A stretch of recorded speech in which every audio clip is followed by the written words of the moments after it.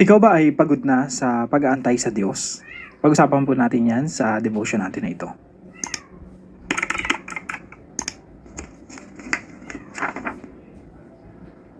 Magandang araw po sa bawat isa sa inyo. Welcome back to our 365 Daily Devotions Bible Characters Edition.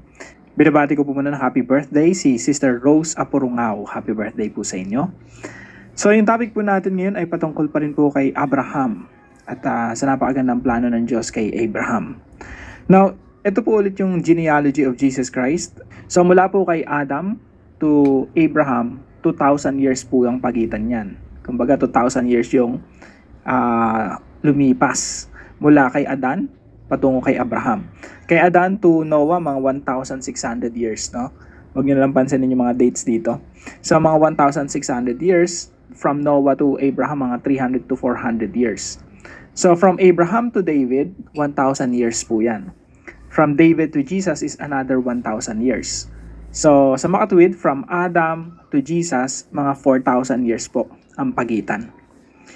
So, ngayon po, ang pag-usapan pa rin natin ay si Abraham. Si Abraham pala nasa gitna, no? Mula kay Adan tsaka kay Jesus, nasa gitna si Abraham, 2,000 years. So, si Abraham po pinangakuan ng Diyos na, Abraham, pagpapalain kita. And I will make you into a great nation.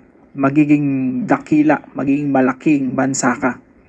At ang ultimate promise ng Diyos kay Abraham ay magmumula sa kanyang lahi si Jesus, siya yung Messiah, at sa pamamagitan ng Messiah mapapagpala lahat ng mga bansa. Now, ang problema po ni Abraham, sinasabi niya, Lord, wala naman akong anak, no? 75 years old siya nung pinangakuan ng Diyos na magkakaanak. Isipin niyo, 75 ka na nung pinangakuan kang magkakaanak ka. Paano ba mangyayari yon? Tapos nagantay sila ng mga 25 years pa, no? Around 25 years bago sila binisita ulit ni Yahweh. At kinonfirm yung pangako ng Diyos sa kanya. So sabi po rito sa Genesis chapter 15, After this, the word of the Lord came to Abram in a vision. Do not be afraid, Abram. I am your shield, your very great reward. But Abram said, Sovereign Lord, what can you give me since I remain childless? Wala akong anak. And the one who will inherit my estate is Eliezer of Damascus. And Abram said, You have given me no children, so a servant in my household will be my heir. Then the word of the Lord came to him, This man will not be your heir. Sabi ng Diyos sa kanya, sabi ni Yahweh, hindi yan yung magiging tagapagmana mo. But a son who is your own flesh and blood will be your heir. Sarili mong anak, flesh and blood. He took him outside and said, Look up at the sky and count the stars. Sabi ng Diyos kay Abraham, labas ka nga sa tent mo, Abraham, tumingala ka nga. Nabibilang mo ba yung mga bituin na yan? Nandyan sa kalangitan? Siguro, kinakausap siya nito, mga madaling araw, no? Mga alauna, 2:00. Talagang matitingkad yung mga bituin. At definitely during that time, wala pang smog, no? Wala pang mga pollution. Tapos kitang-kita mo talaga yung mga bituin. So sabi dito, look up at the sky and count the stars. If indeed you can count them. Then he said to him, So shall your offspring be. Yan yung magiging anak mo, ganyang karami. And verse 6, Abram believed the Lord and he credited to him as righteousness.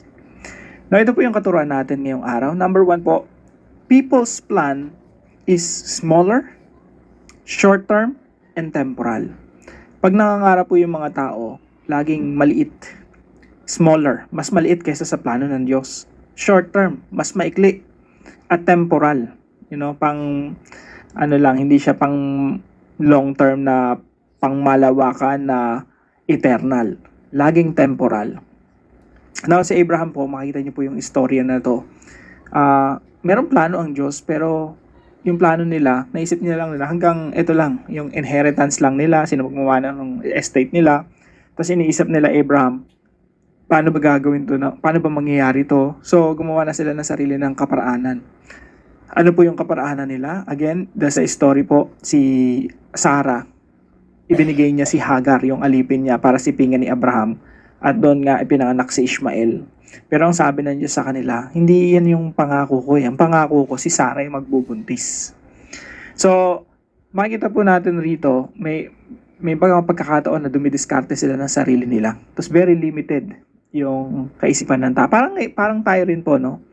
Pag nagpaplano tayo, laging pang sarili lang natin, pang within our family. Hindi tayo nagpaplano ng pang 100 years, 200 years, 300 years. Ako nga po pinagpapasalamat ko sa Panginoon kasi natutunan ko rin na magplano ng for the next 100 years, 200 years. So pag gumagawa ko ng devotion, iniisip ko na agad, next 200 years dapat mapapakinabangan ng mga tao, yung mga materials na binubuo natin everyday. So salamat pala sa mga sumusuporta dito sa ating mga devotion, sa pagbuo nito, no? Parte po kayo, no, sa inyo, sa pamamagitan ng inyong support.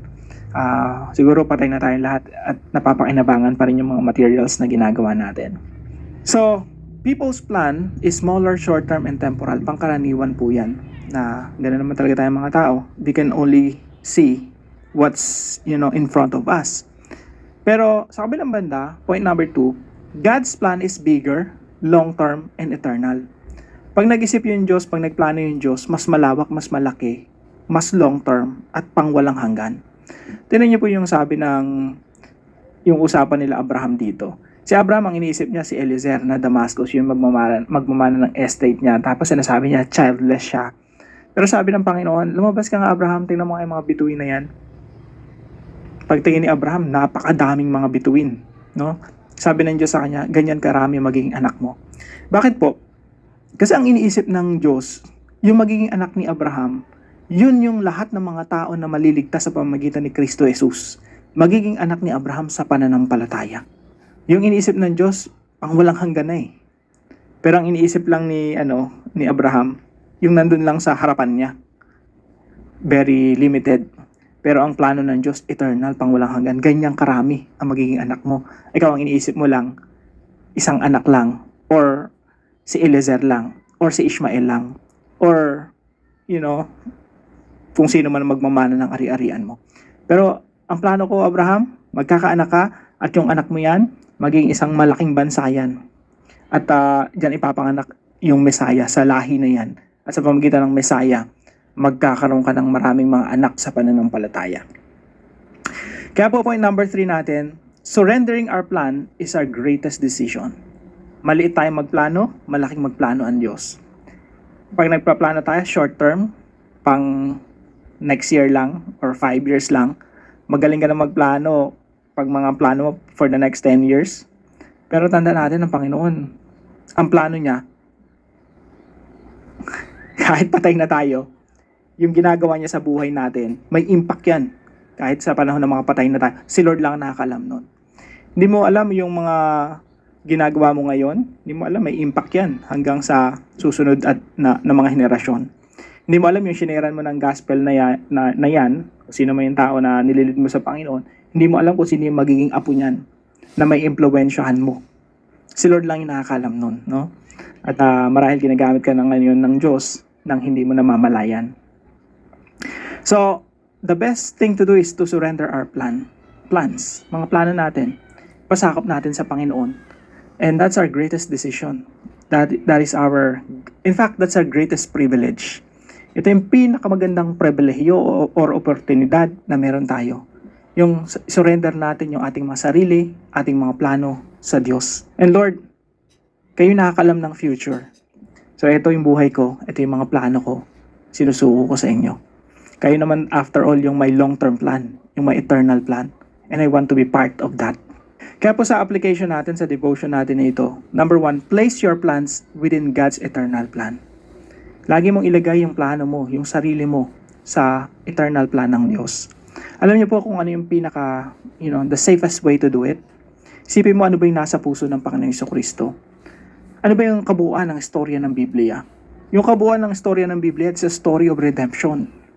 Kaya kapag ikaw, ipinamumuhay mo yung redemptive life, basically, you are investing in the plan of God.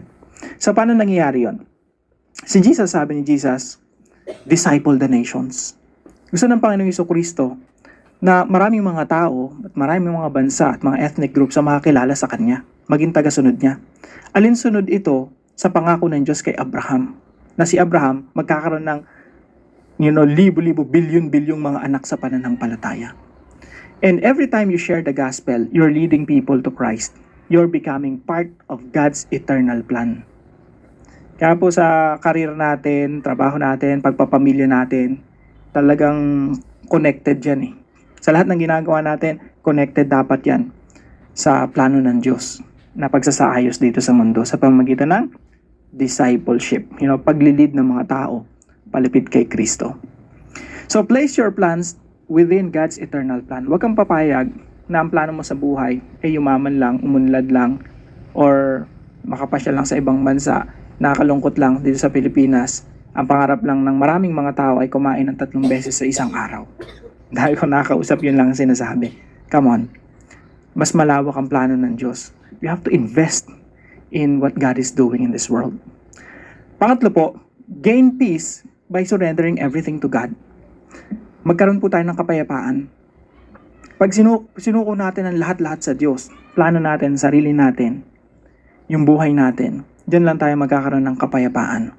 It's like buying peace, no? When you give your life to God, it's like buying peace. Para kang bumili ng kapayapaan. Lord, this is my life. And the Lord will give you peace. Bakit?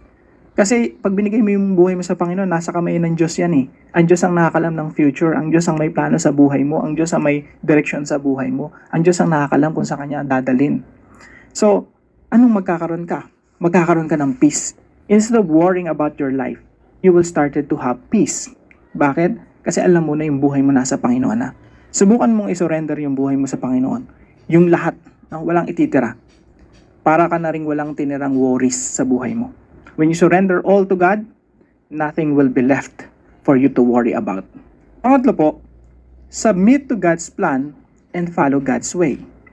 Magpasakop tayo sa plano ng Diyos at gawin natin yung kaparaanan ng Diyos. Si Lord po, may plano po kay Abraham. Abraham, galing sa sarili mong lahi, sarili mong katawan, flesh, of your own flesh. Yan yung magiging anak mo.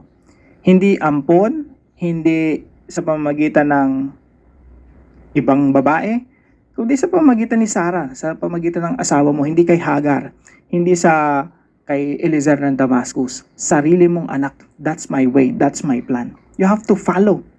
Ang problema po, si Sarah, sabi ni Sarah, kay Hagar na lang. Alam niyo po kung gaano sila katagal nag-antay kasi 25 years nga naman. 75 years nung pinangakuan si Abraham, mag-100 taon na siya, malapit na mag-100 taon, wala pa rin siyang anak.